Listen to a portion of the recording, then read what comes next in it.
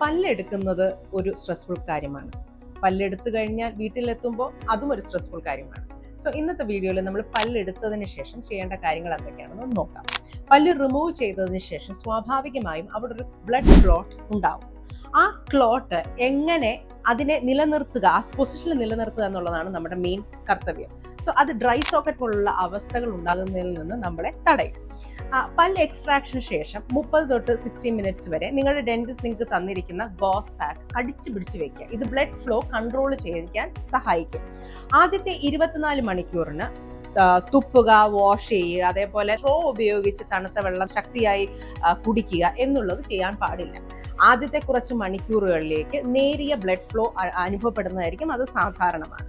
പല്ലെടുത്തത് ഭാഗത്ത് വീക്കം തോന്നുകയാണെങ്കിൽ 10 to 20 മിനിറ്റ്സ് ഒരു ഐസ് പാക്ക് അപ്ലൈ ചെയ്യുക. ഇത് ആദ്യത്തെ ഒരു 24 hours തുടർച്ചയായിട്ടും വെക്കുക. നിങ്ങളുടെ ഡെന്റിസ്റ്റ് പ്രിസ്ക്രൈബ് ചെയ്തിരിക്കുന്ന ആന്റിബയോട്ടിക് അതേപോലെ മറ്റ് മെഡിക്കേഷൻസ് കഴിക്കുക. ഫസ്റ്റ് 24 hours സോഫ്റ്റ്, സ്പൈസി അല്ലാത്ത ആൻഡ് കോൾഡ് ആയിട്ടുള്ള ഭക്ഷണം മാത്രം കഴിക്കുക. ബാക്കിയുള്ളത് ഒഴിവാക്കുക.